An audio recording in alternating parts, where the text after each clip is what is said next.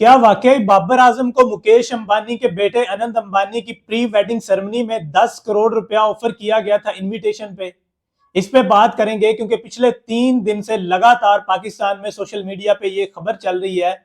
Twitter हो, Facebook हो, YouTube हो या फिर टिकटॉक हो, ये खबर जो है आपको गर्दिश करती हुई नजर आ रही है कि बाबर आजम को मुकेश अंबानी ने अपने बेटे की प्री वेडिंग सेरेमनी में इनवाइट किया था और 10 करोड़ इंडियन रुपीस उन्होंने ऑफर किए थे बाबर आजम को कि आप आए और मेरे बेटे की प्री वेडिंग सेरेमनी जो है उसको अटेंड करें।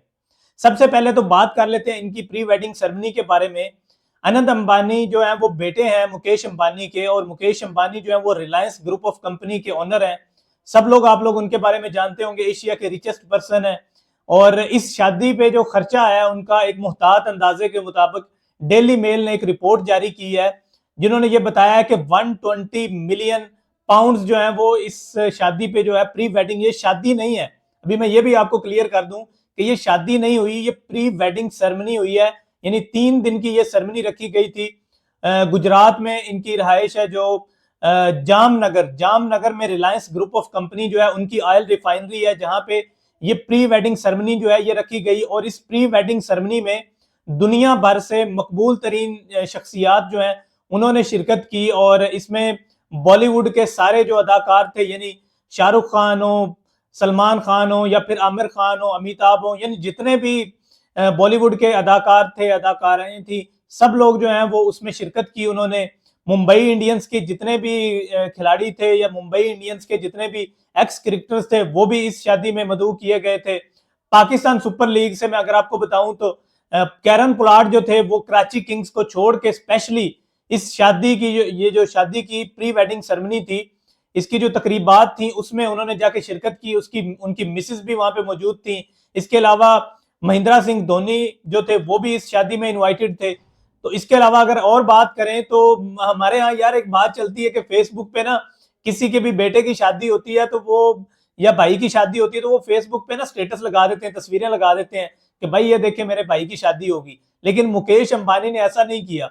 मुकेश अंबानी ने जो सीईओ है फेसबुक के, मार्क जकरबर्ग, उनको ही इनवाइट कर लिया अपनी शादी पे।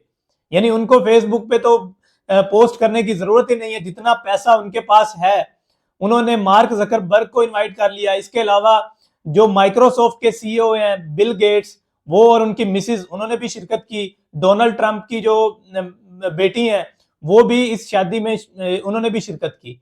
और अगर मैं आपको बताऊं इस शादी में जो सिंगर थी, ये अमेरिकन सिंगर है बेसिकली, रेहाना, उनको एक मुहतात अंदाजे के मुताबिक बताया जाता है कि 270 से 290 करोड़ के दरमियान जो है पाकिस्तानी रुपीस उनको दिए गए हैं सिर्फ एक तीसरे दिन की जो सेरेमनी थी उसमें परफॉर्म करने के लिए।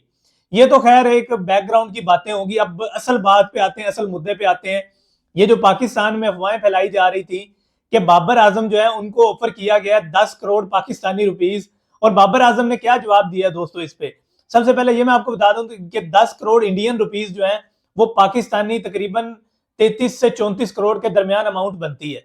तो बाबर आजम को यह बताया जाता है कि मुकेश अंबानी साहब ने कॉल की और कॉल करके उन्होंने बाबर को बोला कि बाबर भाई, आप जो है ना मेरे बेटे की ये जो प्री वेडिंग सेरेमनी है ना इसको अटेंड करें तो मैं आपको ना ये 10 करोड़ इंडियन रुपीस दूंगा।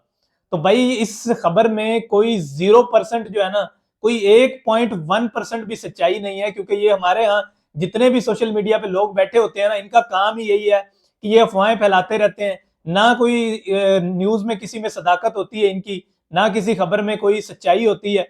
इनका काम है कि ये बैठे हुए ना अफवाहें फैला रहे हैं। अब कह क्या रहे हैं कि बाबर आजम ने ये बोला कि 10 करोड़ रुपए जो है ना, जब उनको कॉल आई ना उनकी मुकेश अंबानी की, तो बाबर ने ये बोला कि भाई 10 करोड़ रुपए तो होते ही नहीं है। तो मतलब यार किस तरह की खबरें ये आप लोग फैला रहे हो। ऊपर से बाबर आजम जो पाकिस्तान का सबसे बड़ा क्रिकेट का ब्रांड है, उनको आपने तजलील करने का जो ठेका है वो उठाया हुआ है। कोई और बंदा उठा लेते जिसके पीछे ये बात डालनी थी। तो बाबर आजम के बारे में दोस्तों ये जो अफवाह फैलाई जा रही थी, मैंने सोचा कि एक वीडियो बना के आपको क्लैरिटी बता दूं कि इस खबर में कोई किसी किस्म की सदाकत नहीं है, बिल्कुल ये मन गढ़ंत खबर है। जो भी बंदा ये खबर दे रहा है वो झूठ फैला रहा है। तो अभी तक की अपडेट यही थी जी दोस्तों। अगर आप लोगों को वीडियो पसंद आई है तो आप वीडियो को लाइक कर सकते हैं, चैनल को भी सब्सक्राइब कर सकते हैं, क्योंकि क्रिकेट से जुड़ी लम्हा बलम्हा अपडेट्स आपको मिलती रहेंगी क्रिकेट ओपिनियन विद अहमद पे। अब ये न्यूज और ये जो वीडियो थी, ये बनाने का मकसद ये था कि क्योंकि बाबर आजम एक क्रिकेटर हैं और उनके बारे में ये अफवाहें फैल रही थी, तो मैंने सोचा कि मैं एक वीडियो बना के आप लोगों को क्लैरिटी दे दूं। तो अभी तक की यही अपडेट थी। अगर आप लोगों को वीडियो अच्छी लगी, इन्फॉर्मेटिव लगी है, तो वीडियो को जरूर लाइक कीजिएगा और चैनल को भी सब्सक्राइब कीजिएगा। इंशाल्लाह आपसे मुलाकात होती रहेगी अगली वीडियोस में। अपना बहुत सा ख्याल रखिएगा और दुआ में याद रखिएगा। सी यू लेटर।